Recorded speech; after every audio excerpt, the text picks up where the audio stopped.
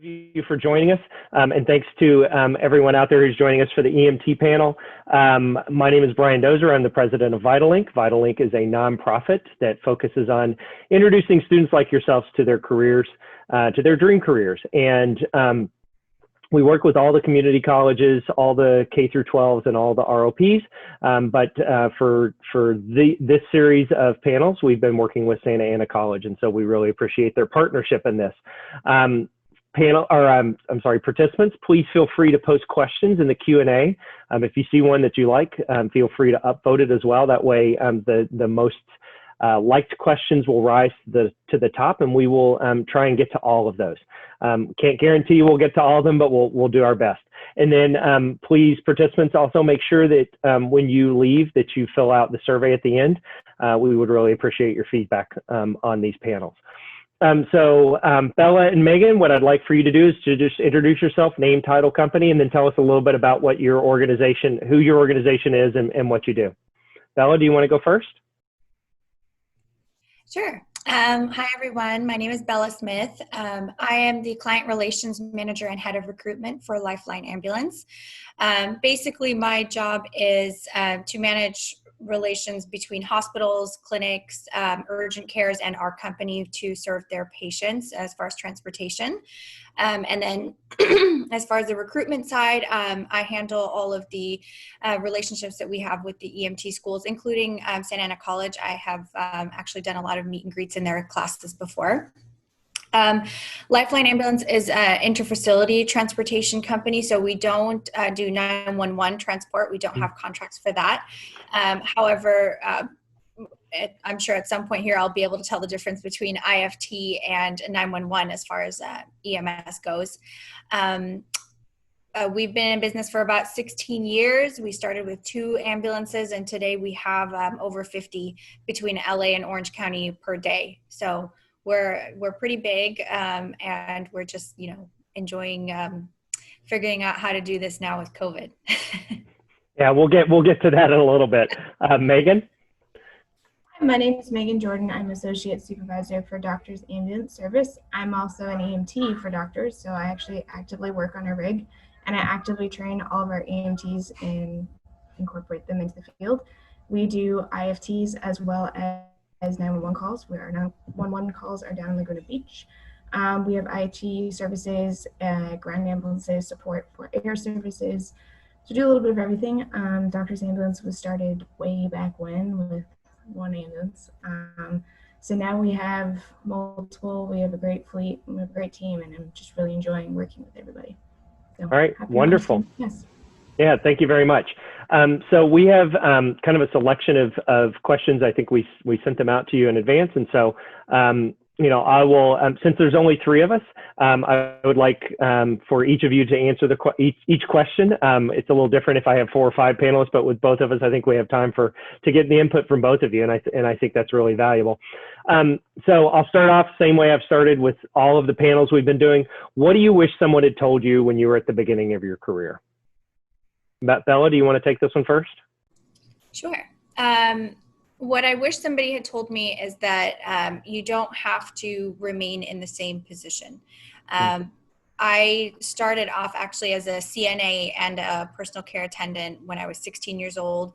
But entering into EMS, I kind of had in my mind that when I became an EMT, like, that's it. I'm just going to be on a BLS unit. I'm not going to have any other experience outside of that until I move forward with, my degree or whatever next step I wanted to take.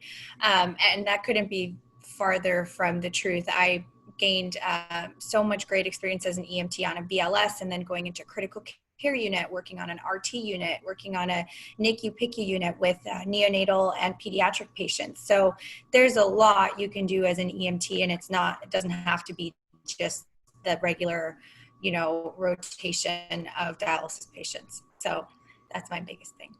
All right, fantastic. And Megan? For me, I didn't start out in EMS and pre-hospital work. I started in a clinic. I have my Bachelor's of Science in Kinesiology, Sports Medicine. I worked with the San Diego Chargers for 7 years, and I worked with a family practice physician.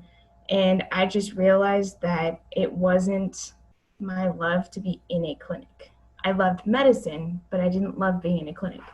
So I decided to explore pre-hospital, and I think this is kind of like the same lines that Bella was saying, is that exploring all of your options and finding new avenues and finding what really clicks and meshes with your personality and with what you want to do. From that, a year ago, I joined Doctor's Ambulance as just an EMT, and now I'm an FTO. I just became associate supervisor and training specialist for the entire company, because my avenue that I kind of want to go forward with is promoting EMS and pre-hospital work, and just sharing my love for that, as well as having great skills and just offering the best that we can offer in the field. And I'm still not even in the position that I still want to go into. Like, I still want to be a paramedic. So it never stops. Like, you're always finding new avenues and places to go to. And so for those who may not be familiar, Megan, can you tell us what the difference between an EMT and a paramedic is? For sure. So paramedics have a more advanced scope of practice. There are skill sets that they can do that an EMT can't do. So IVs, medications, certain type of resuscitation, scoping a patient, along those lines. So EMTs are going to be your basic life support. We can do CPR. We have a very small scope of practice, but a very important scope of practice. ALS, just paramedics give a broader scope of practice. They can do more advanced techniques than we can do. They're basically like doctors in the field. Okay. All right. So that gets a little bit toward one of our questions, and I think you kind of answered a little bit of it, Megan, but I'll toss it over to Bella. What does the average day look like on the job for an EMT? If there could be an average day. Well, yeah, every day is going to be different, but the average day, what you're really looking at is, the biggest thing is you want to make sure that you're a very punctual person. EMS is something, you know, your first job, let's say at McDonald's at 15 or 16, you could be 5 minutes late, and that can be, forgiven. And not that you won't be forgiven in EMS, but you have to remember that an ambulance needs to go out at a certain time, and there's a lot of reason behind that.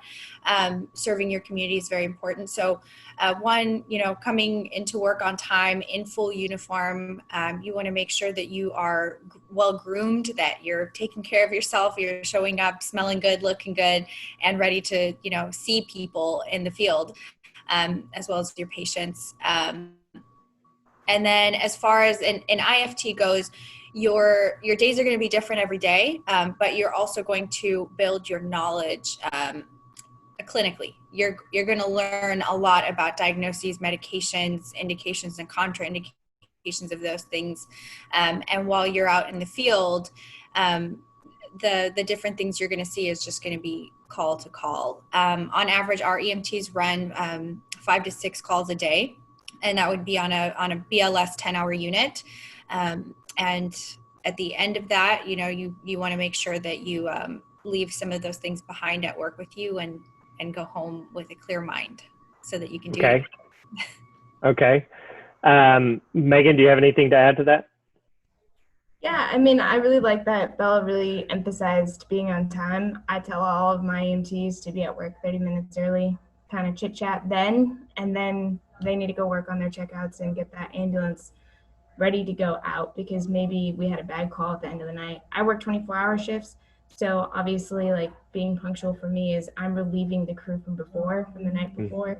But also, like, I never know what I'm going to get. I might be getting a 911 call. I might be getting what we call a code 2 private, which is kind of like a 911 call, or I'm getting taking grandma home. But I treat all of my patients of the utmost importance. And I think that's the best thing, is just being very respectful.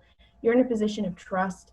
They're there because they need something from you, and you need to provide that service to them. And just being very respectful, polite, but also just really caring for that person. Just being caring is super important. Yeah, I would imagine that's critical, because, most of your patients, they don't necessarily want to see you, right? There's not a great reason that they're seeing you unless they're being transported home. So I'll address this to you, Megan. How do you, and this kind of goes back to something that Bella mentioned, was how do EMTs relieve stress? How do you keep a positive attitude? I like to joke around with all of my EMTs, I try to make sure I make rounds to all of them and just like do something funny for them, or even while they're on shift, actually implementing like an employee program for that here.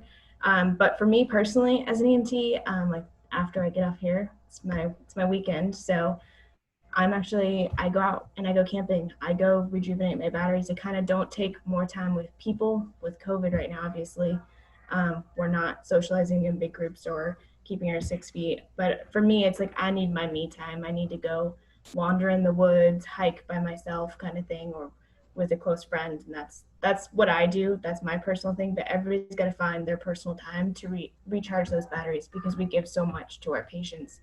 It's not really about ourselves during our work week at all. It's about them. Great advice. Bella, do you have anything to add on that? Yeah, so like Megan said, you have to find what it is for you that de-stresses you and kind of, helps you recoup from the week. You're going to see a lot in EMS. You're going to deal with a lot emotionally. And it's really important to not get caught up in the overtime. That's one thing I see a lot in the beginning stages. Once a new EMT comes into the field, they're like, oh my gosh, I can get all this overtime. And some of them are working, 6 days in a row, and, with not a lot of sleep in between, and whatever your company's policies are. But you want to remember that although it is, the first step really in EMS to become an EMT, you don't want to burn yourself out in the beginning. You don't want to work so hard and put every ounce of energy that you have into this. Just consistently. You don't want to do that to yourself every single week. Take the time to, if you have 2 days off in between shifts, sometimes it's really important for you to take those 2 days. And, if it's working out, if it's camping, if it's spending time with family, whatever it may be, definitely take the time to do that. All right, fantastic. So Lena, thank you for your question. She posted, I just completed an EMR ROP and am enrolled for EMT ROP for the fall. With COVID, what do you think the chances are that I will be able to complete the course requirements and be qualified to take the EMT certification? Either of you, can either of you answer that? I mean, personally, I think there's a huge chance that you're going to, because we need you. We need you in the field right now. For us in Orange County as Doctors Ambulance, we were one of the only companies still hiring EMTs because we needed them. We needed to fill shifts. We needed to get that coverage in Orange County. It might be creative thinking. It might be a more creative EMT school and not the traditional route of you go in and do your skills and being observed. It might be more Zoom stuff. I know I teach on Zoom for an EMT school in Riverside. So it's kind of just, going to be a little different than traditional, I think, but I think if you're passionate about it and you want to do it, if there's a will, there's a way. Okay, Bella? So I actually work with pretty much every single EMT school and community college that offers EMS programs here in Orange County and LA. The majority of them are offering hybrid skills days, basically where they're taking 2 or 3 students a day and getting those skill days in.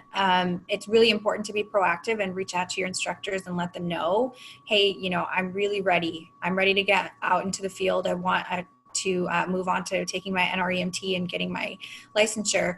If they know that you are, eager to get started, they're going to let you know that, and they're going to, try and see what they can do to get you into those skill days, maybe sooner than someone that's not as much in a hurry or is okay with taking their time for right now. But like Megan said, there's all the opportunity. We're hiring. I don't know what EMS agency isn't hiring right now.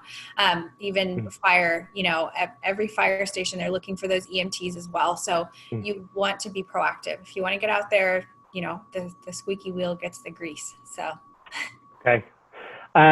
So what, more broadly, what are the requirements beyond the EMT exam that you're looking for when, if you're interviewing or trying to hire someone?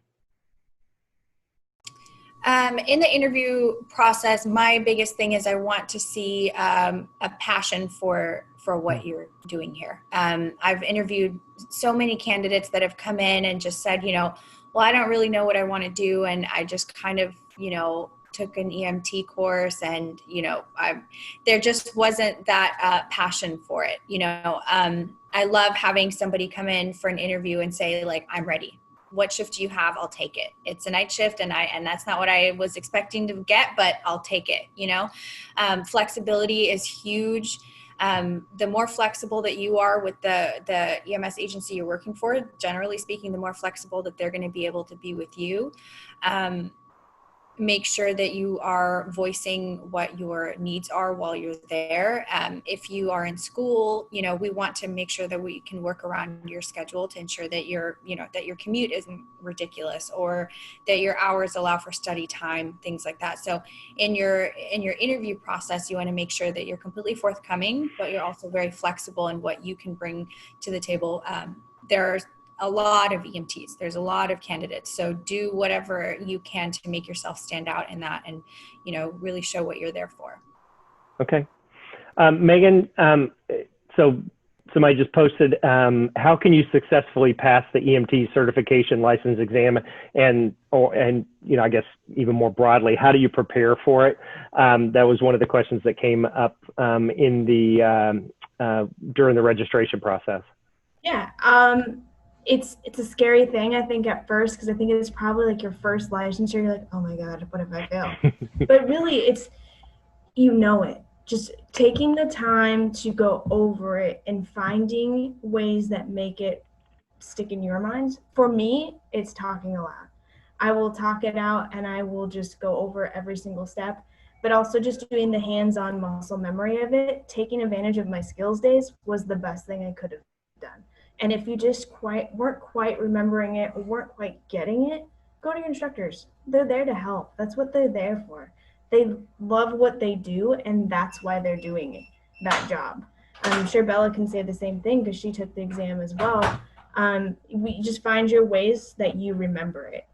For me, it was talking it out, or it was, if I couldn't quite talk it all the way out, it was more just sitting there and repeating the skill over and over, and then walking out of the room and coming back in and doing it again.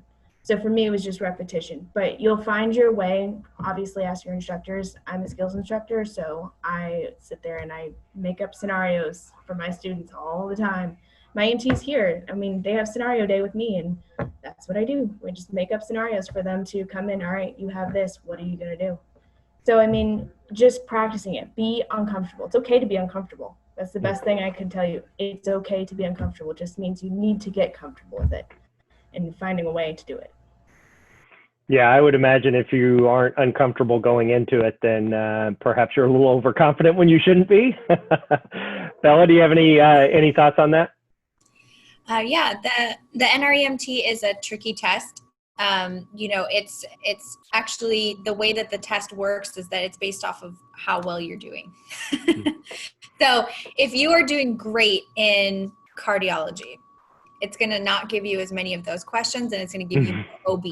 And if you are not doing that great in OB, guess what you're going to keep seeing? More OB, more OB. You're going to see more questions about pregnant patients, which side they should lay on, what signs and symptoms they're showing. And you're just going to keep seeing those. So the biggest thing, like Megan said, is really, really become comfortable with being uncomfortable and tackle those subjects head on. Cardio was one of the things for me in EMT school. I just wasn't really getting it, and I wasn't doing that great on my tests in class because of that. I just wasn't understanding it. So what I ended up doing was actually looking up a diagram of the heart, and I wanted to know every little piece of it, and I ended up drawing it. And that picture that I drew, I would just take with me to every class. And when we had days where we had, pop quizzes on anything cardiology, I just had that image in my mind. And I'm like, I know what the left ventricle does. I know what the right atrium does. I know where the valves are. So it just find whatever way it is for you to feel comfortable understanding the subject that you're having a hard time understanding, whether that's sparklets or not sparklets, that's water, spark notes. The NREMT, there's actually a ton of practice tests online that you can take. And if you're doing great on those practice tests, you're going to do great on the NREMT. Don't overthink it. Don't, double guess your answer. I can't think of the word, but if you think it's right and you really feel that, just go with it. Like she said, your stuff. That's why you're there. Okay. So obviously COVID has to be a massive concern for EMTs. what effects is it having on the industry, both near term and what do you think is going to happen, kind of long term? Megan? It's had a huge impact on us. I mean, it changes our ETAs. It changes everything for us. I mean, obviously we're all gowned up, we're all PPD'd to the ears, to like you literally to the tippy top of your head, to your boots, you're in PPE basically. And just being very conscious of what's around you and just being super overly conscious about it, and not getting lax about it is a big thing that I always have to remind people about. But it has changed us in the fact that we run calls differently, especially unknown 911 calls. Patient down. Why are they down? Patient difficulty breathing. Why are they difficulty breathing? Do they have COVID? Entering people's homes. Like, is this a possible contaminated COVID home? Like, we don't know those things. So it's just expecting the unexpected once more. And now it's going into homes, if we are on a 911 call, completely PPD. So from the moment we pick them up to the moment we drop them off, we're in PPE gear from, like I said, the tip of our head to our boots. Just making sure that we're safe, but also keeping our patients safe and keeping everybody else that they may come in contact with safe. What was the other part of your question? Any long-term, changes that you see? I think we're going to see a change in how we address any pandemic issues in the future, because I think we were all kind of like scrambling to figure out what to do. We have a good process with our company, so I'm very thankful for that. But I think nationally, we're going to see some more standards set in place for EMS personnel to follow, especially like fire and ALS and EMS as well, IFT, whether it be IFT or ALS calls. Okay. All right. Bella, what are you seeing? We've definitely had some major changes. Like Megan said, the biggest thing is PPE and figuring out what's the best way to transport patients safely while not contaminating your crew, your rig, your station when you go back at the end of the day, any people that you come into contact with. So it's definitely had a lot of changes, come up for us because of that. However, in EMS, we're 24/7. It's nonstop. There's never a time when you can sit back and kind of wait for the new policy. Again, when it comes to EMS, you have to just be a very proactive person. And in EMS, our the executives and our administrative side, we do everything that we can to make sure that everyone has what they need. I think moving forward, some of the biggest things we're going to see is changes in how hospitals are accepting their patients. We've already seen a pretty big change in that. For example, Los Alamitos Medical Center, when you are bringing in a patient, whether it's a 911 critical and a critical care balloon pump patient, whatever it might be, it's one patient at a time into the ED from the ambulance bay, and there's just a line of EMS crews with the patients around the corner.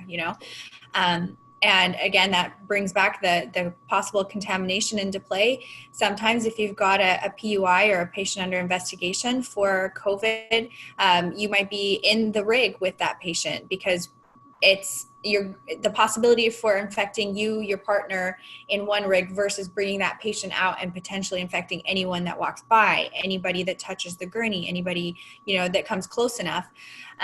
So that's, I think that going to be the biggest thing is just that patient handover, whatever facility it may be. Yeah, I think we were fortunate that we didn't have, the massive spike that, like, say, New York saw. I was listening to a podcast and they were interviewing some EMTs in New York, and the activity got so brisk that they just couldn't get to everyone. And so I would imagine the lessons that are learned during all of this are going to be very critical for the future. So, you talked a little bit ago, Megan, about being uncomfortable. I would imagine it introduced a whole new level of discomfort, right? Hopefully we never have to go through this again, but if it does happen again, we'll be better prepared for it. So we did have a question that came up in the Q&A that I like. During your journey from medical student to a successful EMT, what do you regret the most? Meaning, if you had to change to prevent or encourage yourself to do something, what would you change or do? Megan? I think I wouldn't have waited so long to become an EMT. And I think that's it sounds kind of silly.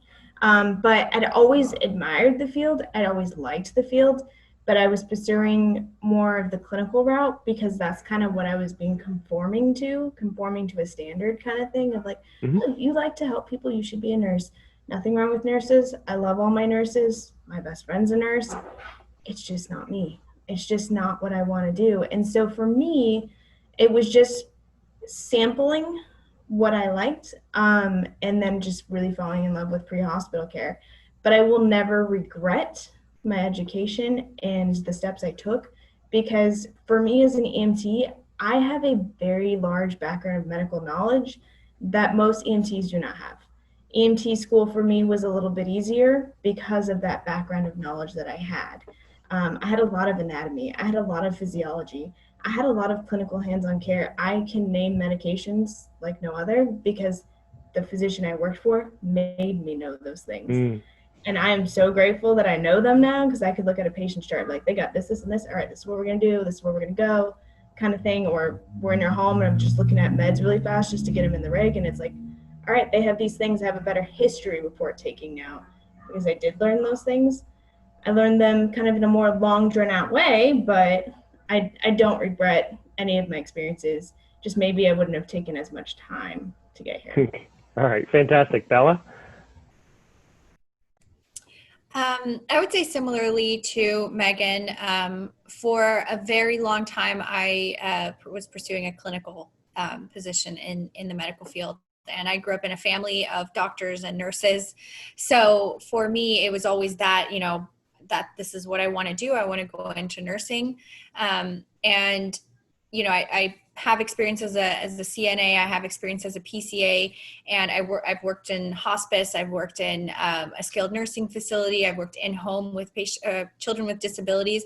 And I am very thankful for those experiences because it definitely taught me what I am able to do emotionally, what I can take in the medical field. I learned I cannot be in pediatrics. I can't work with kids. I love children so much, but personally, it's too emotionally jarring for me. However, I can work in hospice. I can work in a skilled nursing facility. I can work in a hospital setting. I also worked at Hoag Hospital in the ER in Newport Beach. So getting that experience in different areas in the medical field, I think it's a great thing. And, I think the last panel they were talking about, post-secondary education, taking college courses while you're in high school. I think that's one thing I'll never regret. I did that. And, going into college, I already had pretty much one full year of college completed. And it is free while you're in high school. So that also gives you the opportunity to take maybe some short programs like phlebotomy or EMT or CNA and get that experience and see what fits you really. All right. Fantastic. All right. So we are almost out of time. Just real quick for each of you, 30 seconds. Any last thoughts? Anything you would offer as advice? Megan? Yeah, my biggest thing, and this is kind of what I tell all of our new hires and all of our employees, is be positive. Come in, be positive, be professional, be polite. Tell me what you know about something, and then we will figure out what you don't know and get you where you need to be. I'm never going to put you down for not knowing something. We don't all know everything, right? Like I still run calls and I'm like, oh, how do I do that? Or I haven't done that in a while. I mean, it happens to all of us. So being positive, keeping that good attitude, maintaining professionalism, that's the biggest things I could say. And honestly, just try things. If you don't like it, you can always change to something else. Like it took me 7 years to become an EMT because I decided to do something else for that period. But, just try things, sample things. You'll find your way. And there's no wrong way to get where you're going. That is awesome advice. Bella? I had it on the tip of my tongue. I think the biggest thing is just do it. If it's something that you're interested in and it's something that you think that you may have some sort of passion for, just do it. It's EMT school is not it's not a waste of time whether you end up as an EMT or not. It's a skill base and it's knowledge that is going to take you so far in your life, whether you want to go into fire, PD, if you want to be a doctor, starting out as an EMT is so great for your experience. Also for family care, I mean, it's great to be around grandma and grandpa if you can be there to help them if something goes wrong. Even if you don't become an EMT, you have a skill set that you can provide. And remember that most EMTs come into that position with absolutely zero experience.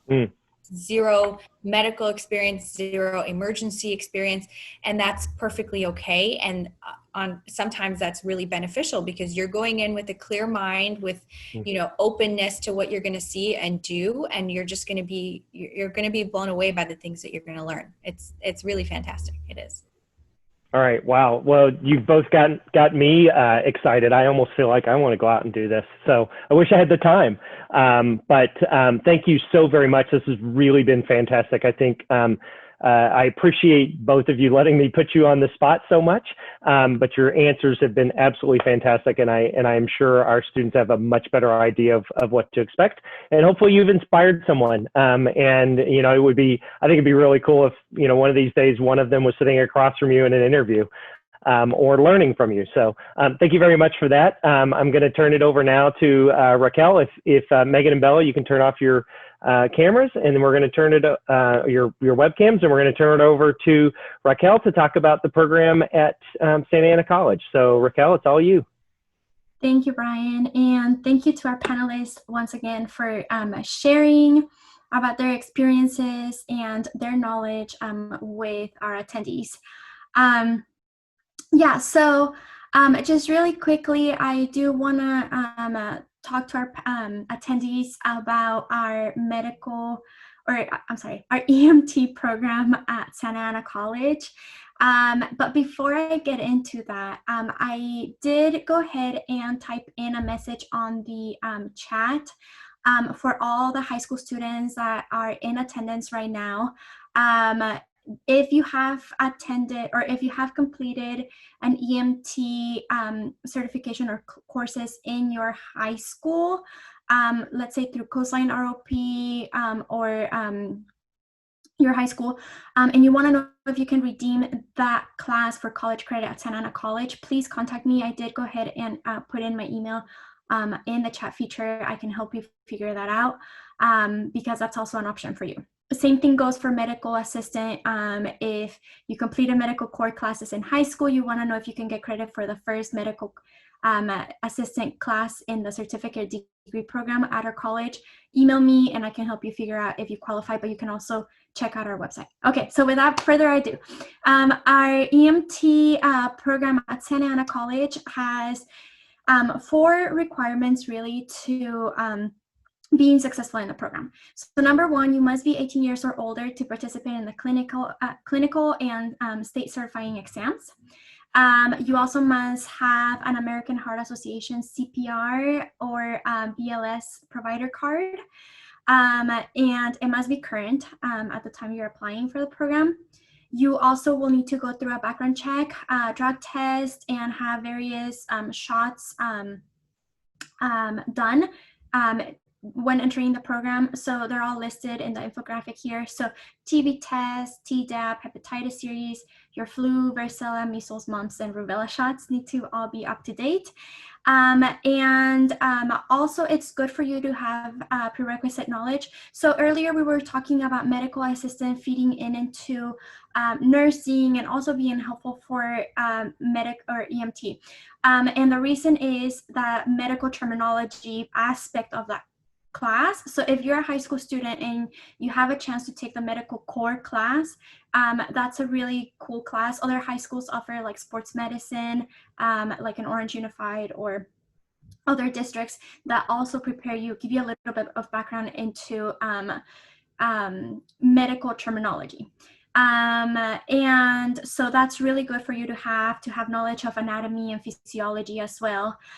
You will also, as part of the program, be asked to purchase a uniform and to have reliable transportation. Like our panelists shared, I think it was Bella that said this, you have to be very punctual. And so this program at Santa Ana College is very strenuous in the fact that they're really training you to not only pass your EMT registry exam, but to transition onto the workforce successfully. So you're building those skills before you go out onto the workforce. And so the program itself is 2 classes, but don't be fooled. They are very strenuous courses. If you see on the screen, the first class, EMT 104, is 10 units. It's a 10-unit class. And it's attached to a clinical skills laboratory class, which is 1 unit. So the laboratory class is where you're going to be practicing all of the things that you're learning on the other class. But again, this is a class that runs for pretty much a whole afternoon. You can take the program, you take both classes at the same time, so during the same semester. You can take it in the summer, they offer in the summer, in the fall. I believe they also offer it in the spring, but you take both of them together, and pretty much these are going to be your only 2 classes for that semester because they are very, very strenuous courses. So I also went ahead and added the price estimated cost of attendance. So this is without financial aid. So if the student was not applying for financial aid, I highly recommend that you do. Chances are you qualify for aid, and so it will bring this down to like half the cost, even more sometimes. So please make sure that don't let this discourage you. I just wanted to show you because I know some students may think about going to trade schools, and I wanted to give you an idea of what they're charging you versus what you would pay at a community college. So please keep in mind to apply for financial aid. If you need assistance with your textbooks, there are there are over 500 scholarship opportunities available at Santa Ana College for students that need financial assistance. So please make sure that you reach out to our scholarship office if you need financial assistance with textbooks or anything else you may need. There are scholarships specific for EMT students. So that's all I wanted to share with you. If you have any questions, you want to see a counselor, you can visit our website and go see the counseling site. And again, same thing, you will need to have a student ID number to talk to a counselor. So that's it for me. If you guys have questions, please feel free to add them on the chat. So there is a question, Raquel. Would it be better to spend our time going for more rigorous class, AP, IB honors, or spend our time taking these medical classes such as those offered by Santa Ana College? How can we best spend our time? Do you have any thoughts on that? So yes. Okay, so I'm not saying that it's bad for you to take AP/IB honors, but I do want to let you know that if you don't get into it, it's not required that you have an AP class or an IB class completed to go into these fields. Honestly speaking, it is much better that you take advantage of dual enrollment and articulated classes when you're in high school, because they're college classes that you're completing and that have agreements with universities to transfer on over as well. So in this case, for example, medical assistant, if you completed medical core in your high school, or EMT with, let's say, coastline ROP, and you want to get college credit for those classes because you're interested in going into nursing, or maybe you're interested in going into fire technology, make sure you email me, because then I can help you figure out if you qualify for that credit so you don't take those classes again in college. Does that make sense? So essentially, if you complete it, if you pass the class with A or B both semesters for EMT or medical assistant, and your class has an agreement with Santa Ana College, for EMT, you're knocking out 11 units off your degree. For medical assistants, the first class in the sequence. So you're saving time, you're saving yourself money. You don't have to take an additional test like you would in an AP class or an IB class. So you take the stress away, and it's essentially the same class you would be taking at the college, which is why you're getting college credit for it. So that would be my recommendation. You look into those options first, because those classes are actually included in sequences for certifications and degrees that will help you enter the workforce. So that would be my advice to you. And don't most college classes, aren't they the equivalent of an AP class in high school for high school? Yeah, so the difference here is that with an AP class, you have to pay to take an exam at the end, and you take the exam, and usually that class is validated for a university. Sometimes it is not guaranteed they'll take it.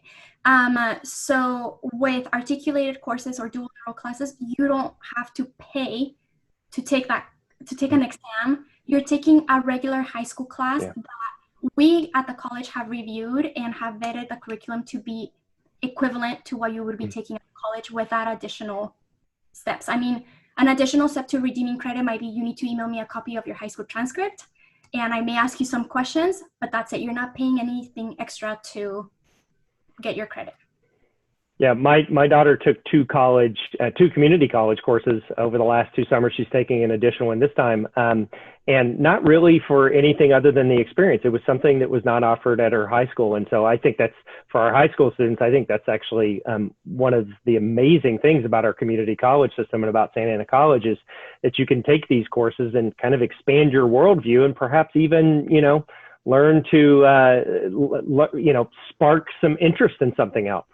Yeah, and so just really quick, Ryan, before we part ways, I do want to show the website to students because I have been typing it a lot on the chat. But this is what it looks like. If you guys are interested in knowing if your high school classes count for college credit at Santa Ana College, if there's an agreement, you can go onto our website, click on the institution where you took the class, and then see what courses are offered for credit within your district or institution. So it'll give you a very comprehensive list. You can even see the school, the teacher, what you would get at Santa Ana College, how many units, etc. If you have any questions, you can always email me, and my contact is available if you scroll toward the bottom of the page. So just wanted to share that with you so you know that's available to you as well. And in case you had any questions, you know where to go, you know where to find the answers. That's fantastic, and I do want to point out to everyone who's watched EMT, both Megan and Bella were kind enough to post their contact information, so make sure you save that. Again, if you miss any of this or if you need the recordings or anything like that, I'm typing an email address in here, info@vitalinkoc.org. And you can email us. We actually got a couple of emails asking for the recordings, and we'll be happy to forward it on to you. And I think any slide decks or anything we're going to forward on as well. So any last comments or thoughts, Raquel, before we call it a day? No, I think that's it. Thank you all so much for attending. Yeah, thanks. All of our panelists for your time and expertise in this. I know I saw a lot of students stayed for all 3 panels. Good for you, and thank you for staying for that. Yeah, if you guys have any questions, don't feel shy to reach out. All right, fantastic, and thank you for sponsoring this and helping us with it, Raquel. We really appreciate you and Santa Ana College. You're fantastic partners. Thanks to all of our panelists. Thank you to all the students for showing up for this. Let us know if you have any questions or need anything, and be safe, wear your mask, and stay 6 feet away from everybody else until we can get through this. Take care.